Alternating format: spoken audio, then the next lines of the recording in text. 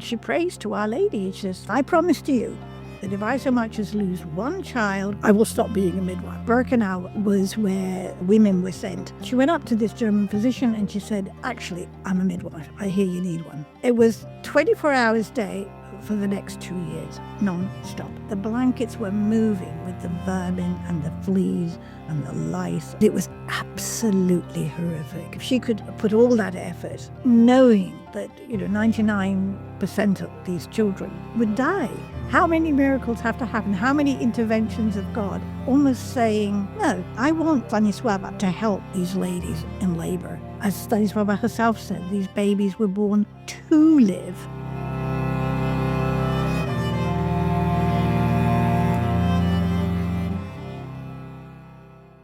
Welcome to Into the Truth podcast from the Catholic Truth Society. My name is Pier Paolo Finaldi. I'm the CEO of the CTS and your host for this podcast. We are speaking about a really interesting story from the Second World War today, about the Midwife of Auschwitz. But I will introduce first the author of our latest book on Stanisława Leszczyńska, who's come to be known as the Midwife of Auschwitz, Dr. Gosia Brykczynska, the European president of the International Association of Catholic Nurses, and was formerly the Royal College of Nursing representative on the Royal College of Pediatrics and Child Health Ethics Advisory Committee. She's the author of our new CTS book, The Real Midwife of Auschwitz. So welcome, Gosia. Thank you. So tell us, why did you want to tell Stanisława's story? Yes. The reason is that recently quite a few books have come out supposedly based on her life, but they are so loosely based that somebody reading it would be completely misinformed. And I am old-fashioned enough to think that if somebody has a life that is interesting or a story that needs to be told, it should be accurate. And although some of these books did say based on the life, a novel based on somebody's life can be very misleading. That sort of wordage. People don't realize that it really is a novel and it is not a bio. And her story is kind of interesting and dramatic enough not to need embellishment, I think. Exactly. So tell me, how did you discover Stanisława? Do you have a connection with her? Or? Yes. Well, my background is Polish, and I have been going to Poland for many, many years. And I have known about Stanisława from the 80s and 90s, so for quite a long time. And in the early 90s, I was taken to Łódź, the town where she lived and worked, by a nurse who introduced me to her son, one of her sons, Stanisław, I think it was. And we went to his flat and we had a meal and they played me music that, because they were a very musical family, and told me about their mother. So I not only did I know about her from a Polish sort of social history perspective and as a healthcare worker, but also because I met members of her family. So I've known about her for quite a while. So give us a little sort of overview of sort of the arc of her life. Well, the arc of her life is that she was born in Łódź to a rather poor family, but managing, not abject poverty, but poor. Her father twice was taken into the Russian army, Imperial Army. But these were like for long periods of time, like 5 years at a shot, So she grew up very much under the influence of her mother, But it was a very good family life. But then she went to school, she finished, she was a very good student, so was a bright lady. And then married fairly early on. I think she was 19 or 20 when she married. And very happily married, and a good, successful marriage. But a couple of years into the marriage, decided that, you know what, I want to be a midwife. Now, midwifery training had existed in Poland for quite a number of years. And I'm talking about formal midwifery training. It was a lot around even before nurse training. And so obviously her husband agreed and said, yes, this is a good idea, which was very forward thinking of him in those days. This is the 1920s, early 1920s. And she goes off from Łódź to Warsaw to train as a midwife, which she did. The training for her, because she did it part-time, was 2 years, and came back to Łódź, where she then worked basically for the rest of her life with obviously the 2 years that we know about that were in Auschwitz during the war. And the way that came about was, just to say it very quickly, is that her husband was an engraver. He was a printer, engraver, that sort of thing, where you can imagine that during the war, those talents were quite useful for the underground, and they were forging documents for Jewish people and other resistance workers and whatever. And the nasty bit is that obviously somebody squealed. Somebody told the Gestapo that this chap is a forger. And the whole family were taken in for questioning. Now, as it turned out, her husband managed to escape. They never really got hold of him, or her eldest son. But the 2 younger sons and the daughter and herself, they were imprisoned. She spent with her daughter some time in a jail in Łódź, which was actually very, it sounds stupid to say unpleasant, but it was nasty. And the daughter, Sylvia, she was tortured to get information out of her. And then eventually they were sent to Auschwitz, the 2 of them. The 2 younger sons that had also been in prison were sent to labor camps, for forced labor, but it was in concentration camps in Germany. So that were the 2 years of her life in the camp. And then she continued, after the war, she also continued working as a midwife, until she retired in the early 70s. In 70, I think she retired, just about. So that's sort of in terms of on a physical kind of practical level what happened. But of course, her life, we wouldn't be talking about her life today just because of that. I think it's her spirituality that really was so evident even before the war, even when she graduated midwifery. The first thing she did, as she finishes she gets her diploma, she's about to take the train from Warsaw back to Łódź, and she stops by the Visitation Sisters Convent Chapel, and she prays to Our Lady. She says, "Thank you for allowing me, enabling me to be this midwife. I'm now a registered midwife, and I promise to you that if I so much as lose one child or one mother, I will stop being a midwife." A bit of a statement. And Our Lady followed her at all the important points in her life in a very moving and very interesting way. So she's a woman of deep faith, and whose kind of life of faith continues throughout her terrible experiences during the war and afterwards as well, though. Yeah. I mean, what I didn't say was a woman of faith, that as an adolescent, that following the example of her parents, she became a Franciscan tertiary, and she was a Franciscan tertiary all of her life. And she asked to be buried in a Franciscan habit, which is a privilege that they can ask for. The Franciscan tertiaries can ask for it, yeah. Right, beautiful. So so she'd essentially been practicing for about 20 years as a midwife before. Something like that, yeah. She'd been moved. And I mean, the reason, as you said, the reason we're speaking about her is this period in her life. I mean, there was a rather famous kind of novel that came out several years ago called The Midwife of Auschwitz, which you said was a little bit sort of embellished and kind of inaccurate. But that's kind of what brought her to prominence, really. I think so, yeah. Yes, exactly. I mean, sometimes I think people are, well-intentioned. I mean, these novels were not written because they didn't admire her. I think they did.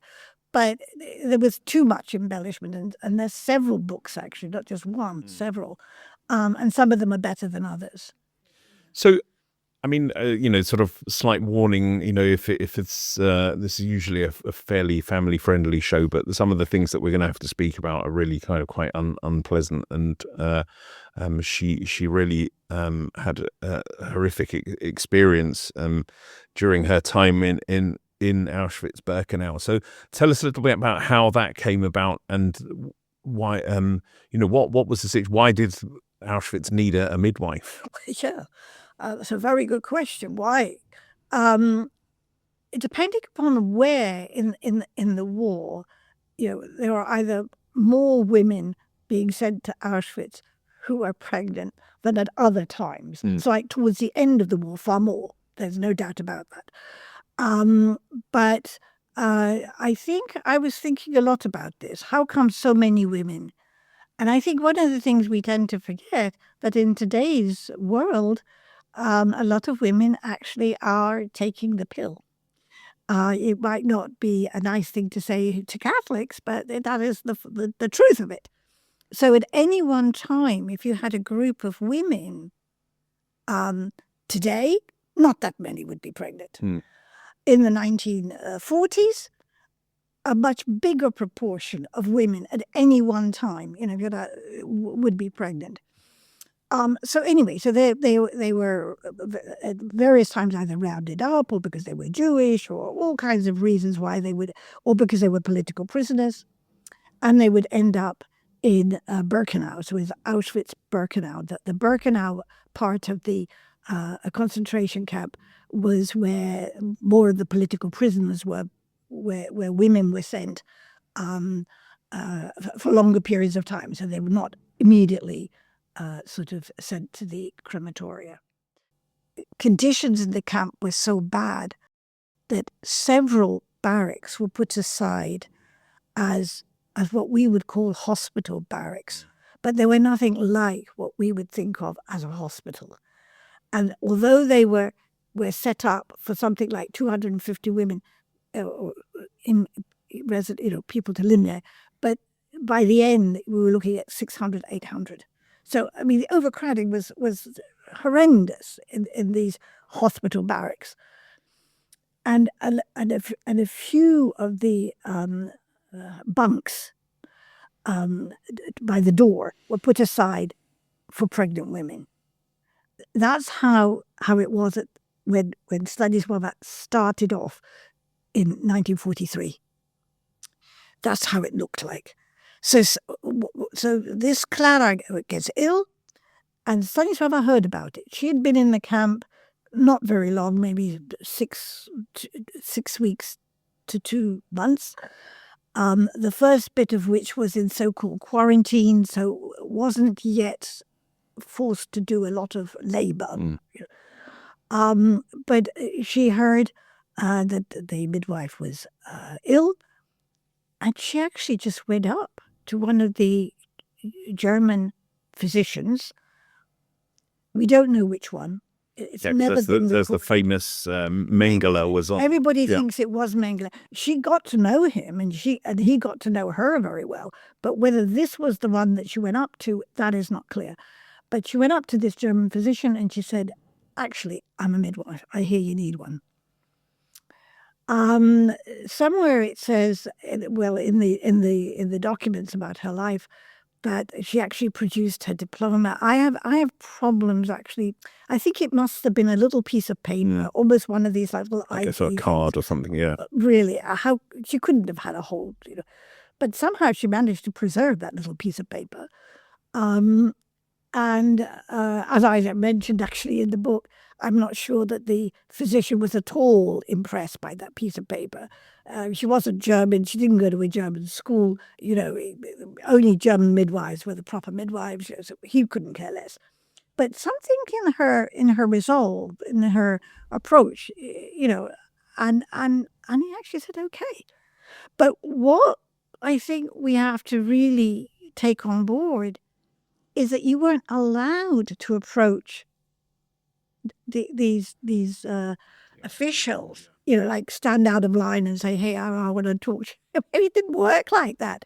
I mean, she could have been either shot on sight or sent to the gas chambers or, So somehow she just, obviously Our Lady and I, we would say heaven was working with her. This was meant to be. Anyway, he accepted her to do this work. But when we say do this work, what one has to understand, she was the only midwife. There was no substitute. There wasn't like, well, this is Wednesday, it's my day off. It was 24 hours a day for the next 2 years, non-stop. I mean, sometimes it was, 5 deliveries in a day, sometimes 6, sometimes none, sometimes 1, But it's non-stop every single day. This is what she did. The other women went and worked in the field or broke up stones or some stupid job the Nazis gave them. She was delivering babies. I mean, the really kind of horrific part of the story, which she tells in her own testimony, which you've reproduced in the book, is that in essence she was helping deliver these children only for the children to then be essentially killed the next day. Yes. So once the children were delivered, initially the first few months, until there was a change in the regulations, all Jewish children immediately were killed. Now, the head of the barrack, this capo, this person who directed the barrack, was hovering and would take the baby. And then Clara got better, and she was no longer the midwife, but she would take the baby, and they would just drown the baby in a pail of water. I mean, the whole thing is, we'd rather not think about it, but it must have been absolutely horrific for the mothers and for Stanisława and anybody that was witnessing all of this. So that was... Because she does mention that this was done in like the room next door. And exactly. you hear it. You'd hear it, yeah. So that was the Jewish lady. Then the ruling changed. Or maybe it was all babies. And then the ruling changed that just the Jewish babies had to be killed immediately. Now, the other babies, although they weren't killed immediately, they ended up dying because of hunger, because there was no provisions for them. The mothers had no food. The mothers had no milk. It was just hopeless. The 30-odd babies, children that survived, that she delivered, only survived because it happened at the very end.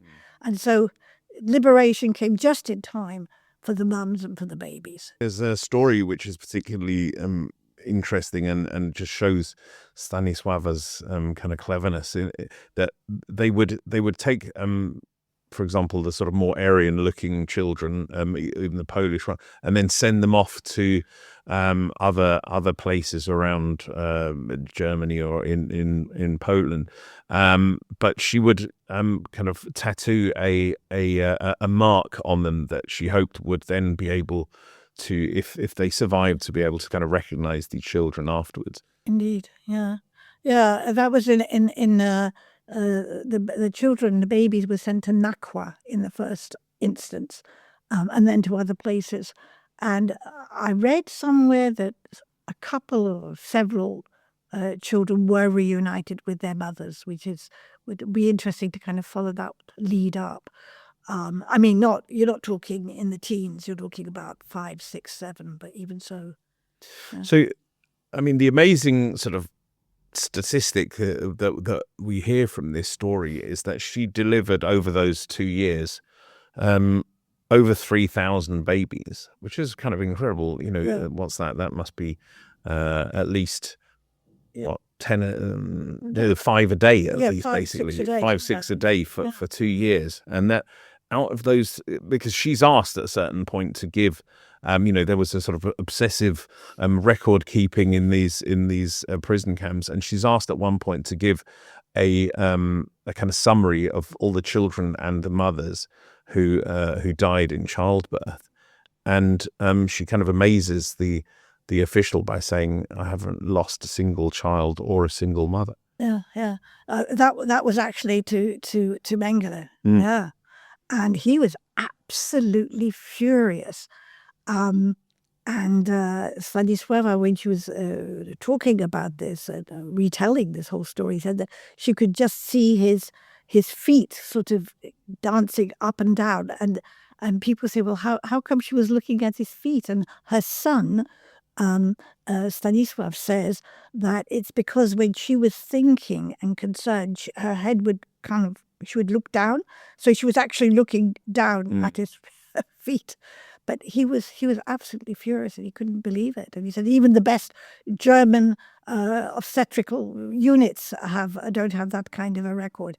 But in her whole life, we are told, because she never said it was just in the camp, but in her whole career, she never lost a single mother or baby. I mean, if that is not a miracle, I don't know what is. But of course, from the church's perspective, the miracle that we need for her beatification has to be after her death. Right. So, Gosia, what's really, I think, even more amazing about this statistic, this story that she never lost a mother or a child, especially in this period. I mean, can you describe to us the kind of conditions in which she was helping these mothers to give birth? Right. Now, I don't know if you have seen any photographs of the inside of these barracks in Birkenau, in Auschwitz. They're all the same, actually, these barracks. You have bunks made for like three people next to each other in a bunk, yeah? But by the time Stanisława was working there, you had sometimes like 6. So, I mean, there's no way that anybody could be comfortable there. That's the first thing. The second thing is these barracks were not heated. They were supposed to be heated, but they never were. And running along the center of these barracks was a flue. Like if you had a stove at one end and then this long brick kind of little low wall, we had pipes inside it. And that was supposed to heat the barrack, but it never did. So the women were delivering their babies on that surface, because it was the only surface. There was no tables. There was the floor was, you couldn't deliver on the floor. There was no, well, in some of the barracks, there was earth. There were at least 2 different barracks that she worked in. It changed after a while, from one to another. And in one of them, there was earth.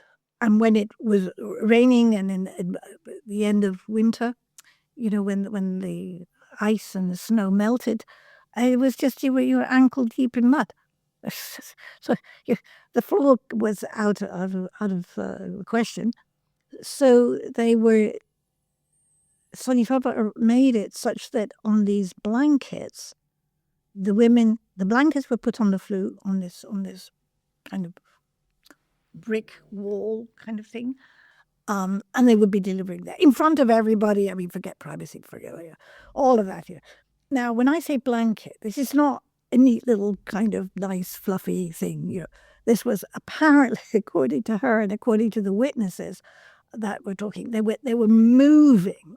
The blankets were moving with the vermin and the fleas and the lice and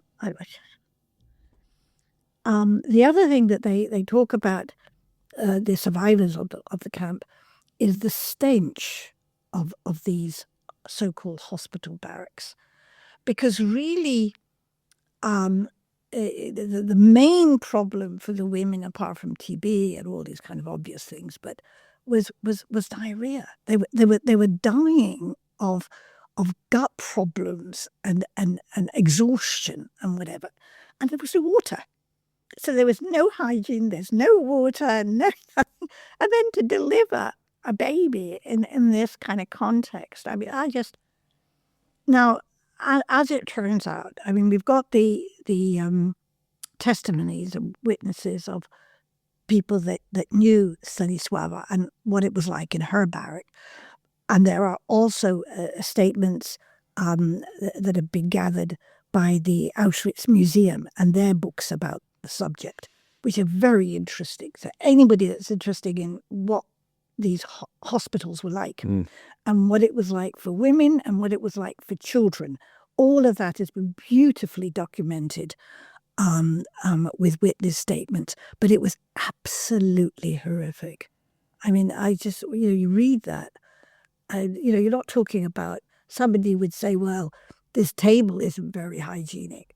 So just put it in the context of, And Stanisława was essentially, once she'd sort of moved into this position as the camp midwife, she sort of managed to move things, and she was quite kind of clever because she had these two kind of assistants who were sort of provided by the Nazi officials who were very kind of unhelpful, and she would sort of tend to try and send them do other things whenever there was a baby to deliver. No? And also the other problem, as you said, was that there was no water. So tell us, where was she getting the materials that she needed? And so water she would have to go and fetch herself. Nobody else could do that. You weren't allowed to move around the camp. Right.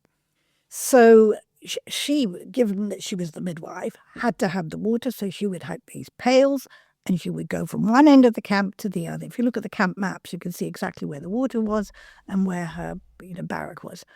And that she was never shot or, even by mistake, in inverted commas. But, at any one time, somebody felt like, oh, there's something moving there. That would be the end of it. So I think her guardian angel was working overtime, that's for sure. So she would take these heavy pails there and back, a 20-minute trip each time with heavy pails. But you're asking about other bits of equipment and how she managed it. What people don't always realize is that you could get parcels, believe it or not, in Birkenau. So a lot of political prisoners were getting parcels. I mean, heaven knows what happens if you died. I mean, what happened to the parcel? But in any event, there were these parcels. And then the prisoners would barter. Everything was barter. And they would barter for whatever they got in this parcel, or for a bit of food or material of some kind. They would barter for something else that they needed.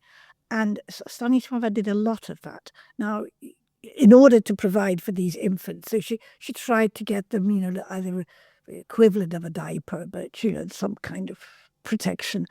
A bit of extra food for the mothers, so she would do everything that she could, bartering. Now, you mentioned, those two German women whose job ended up basically making sure that all the children Jewish were delivered. Children were killed, and also they hovered anyway. They were just nasty characters. But Stanisława managed to organize around her as time went on. First of all, there was her daughter, who was a bit of when you say problem, it sounds negative, but a problem in the sense of a maternal problem, because she wasn't very healthy. She was weak, she was ill. And so Stanisława was very concerned about her daughter. So she kept her daughter as close to her as possible, if you know what I mean. So her daughter, who was a medical student, also helped her a bit. So she got her.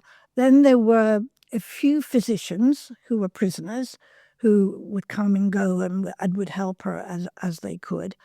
And a few nurses, not too many. But no other midwife that we know of ever came through that barrack or around there. So she did try to organize help around herself, because just out of sheer necessity, it was just. And she did manage to barter stuff. For example, she managed to make a rosary out of dried bread from some extra bread that she bartered. This sort of thing. So it was a strange place to be in, and a strange life. And you have to read these memoirs of people that survived these camps to really begin to understand, at what cost some of these.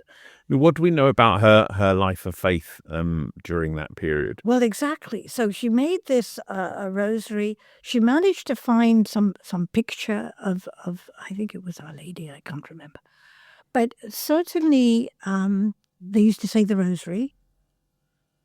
Whether it was right through the year or during the month of May, the comments that one reads, the witness statements talk about the month of May, but I think it was probably all year round. But during the month of May, they would have a litany to Our Lady or something a bit extra.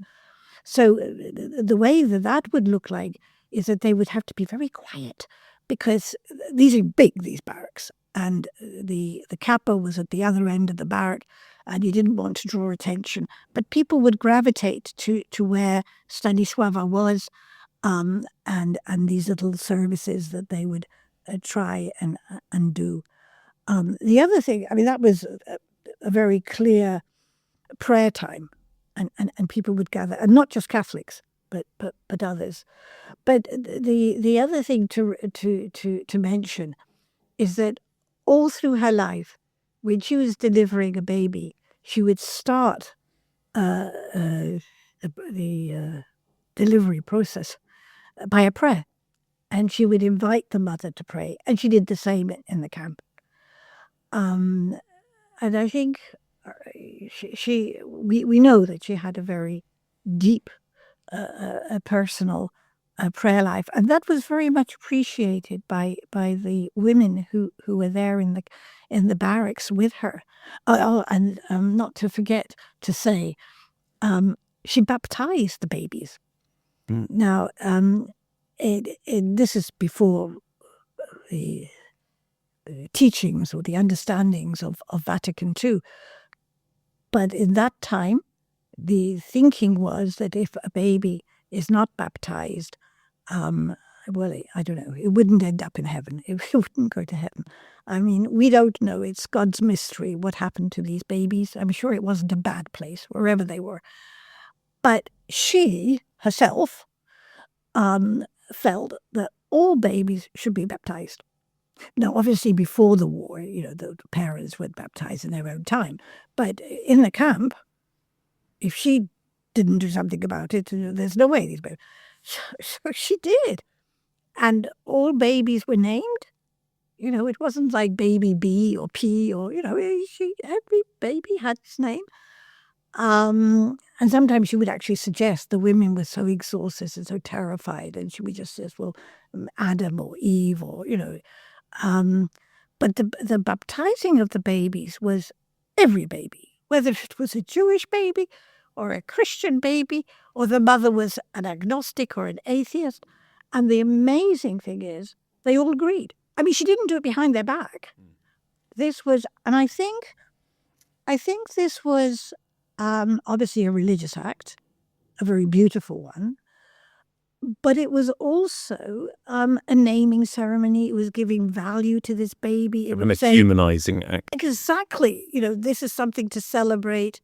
This is the birth of a little child, and this child will be named and baptized. But I when I first heard about the fact that she was baptizing all the babies, I thought, well, that's a bit risky, But she was doing it with their consent, so nobody can say that was not right. She was.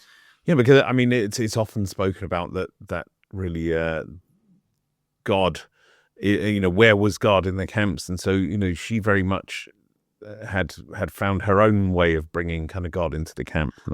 Exactly. She actually said, after after she was liberated, she said, I was there for a reason. God put me there for a reason. And in another place, she said, there were some of the most significant years of my life. Not the best, but in the sense of, I think she understood at some point. How that happened, we don't know. She didn't write very much. So, we don't have diaries or anything to look at. But I think at some point, she understood the reason why she was in Auschwitz was to be able to help these women, that God made sure that, that she'd been kind of prepared for that moment, in a sense. Exactly. I mean, this is an amazing story that happened in one of the darkest moments of European history. But I mean, as a healthcare kind of professional yourself, what do you think that her life can really sort of teach us? I think in today's world, first of all, the value of every single child, whether it's a healthy child or not a healthy child, but every single child is valued. Certainly, we're not going to go down the road of terminating. If she could put all that effort, knowing that 99% of these children would die, but so long as they were alive, they had a value. They had a value to their parents, to their mother, and and I think in today's world, where we just don't look at children the same way, or babies the same way, and women don't put a value to the life of their unborn child. She actually said very clearly to Mengele, because she said, "You do realize that you have to kill all these babies. They have to be drowned." And she said, "No, I'm not going to do it." And again, she could have lost her life then and there. But I think we're looking at her life, and they're just almost a miracle too far. How many miracles have to happen? How many interventions of God? Almost saying, "No, I want this woman. I want Stanisława to help these ladies in labor, and I want these babies to live." They were, as Stanisława herself said, these babies were born to live. The fact that they died is our doing, And Yeah, because in a sense, it's you think about it and you think that the work that she did, how was she able to sort of compartmentalize, what was going to happen with the children that she knew was going to happen, and yet at the same time, make sure that they were born, that they were born healthy, that the mothers didn't suffer. Because, there's also a moment in which she says, I think, that no matter what was happening around them, the moment of birth tended to be a moment of kind of hope anyway. Absolutely. And I think even the popularity of the television program called The Midwife, there is something about, babies and birth and whatever. It's joyful. And it's hope. If we don't have children, if there is not another generation, we lose our hope. So I think she has a lot of messages to women as such, and certainly to midwives, to stick at your job. If you can have a midwife like her working in Auschwitz, no context today would ever be quite as horrific. But I think she has a message of joy and love. And she actually said that when there was nothing else she could do, she used to sing to the babies and to the mothers. And the women would sing. She would keep them singing. She was very musical. Her family was very musical. That comes through very clearly in her life. But I smile when I think about that, because I used to work with children and sometimes very little children. And that's what I used to do. And I remember once looking after these little neonates and singing my heart out, and standing behind me was the consultant. And I said, "Oh, my God." But he said, "It's all right." So Stanisława has been declared a servant of God, which means she's taken the first formal steps on the path towards sainthood. Do you think that she should become a saint? Oh, yes, there's absolutely no doubt. I think, just reading her life, there is so much heroism, quiet, determined heroism to do what she did the way she did it. I think her heroic virtues will be declared no problem. That's for us humans. That's the church will declare it. The next bit is up to God. But I think if God was with her in the camp and through her life, I'm sure He's also with her now. So I would certainly hope so. The canonization cause was introduced by Cardinal Gregory Risch, who actually wrote the preface to this. He is now in Kraków, and the new cardinal in which is Konrad Krajewski, and he used to be the Pope Francis's, I think, almoner, wasn't it? Almoner, yeah, the papal almoner. So he knows a lot about Rome and how it works, and I'm sure he'll make sure that she's not forgotten in the pile of papers that need to be processed. No, it's been amazing to discover this story and to discover her life. It's beautifully written, and you can really tell that it's written by somebody who knows that area of work. I mean, what would you sort of? Why would you encourage people to find out more about Stanisława? Well, certainly, so that we know that even in places like concentration camps, there was good. I know that sounds a bit banal, but God was there. Mm-hmm. I think you said, the accusation is, where was God in Auschwitz or something? That there were instances of great heroism in these camps, and she was one example of that kind of work. And historically, we need to make sure that's recorded. So that's one aspect of it. From a religious side of things, because increasingly human life is denigrated for different reasons than they were denigrating it in the camps. But nonetheless, it's not held in the respect it should. And we're not respecting women the way we should. There's a lot of messages that she can convey. Knowing her life can help us understand that. And I think also for modern midwives, she was a lay person. She was a mother. She held a job. At one point, she, when her husband died, she pushed her adolescent, young adult children through university. That wasn't easy. She was a working mum, as we would say today. Which is what a lot of current midwives can identify with. She wasn't somebody on a pedestal. Thank you so much for coming to speak to us, Gosia. Thank you for writing this book. It's a difficult read in the sense of it tells a very serious and very heartbreaking story, but ultimately a story of hope and a story of how God can act even in really the most in the darkest of circumstances. In the darkest of circumstances. Yeah. And Stanisława, just to give the very last word to her, has said, "I thank God that He sent me to Auschwitz." I mean, that's, to be able to say that, if that's not heroism, I don't know.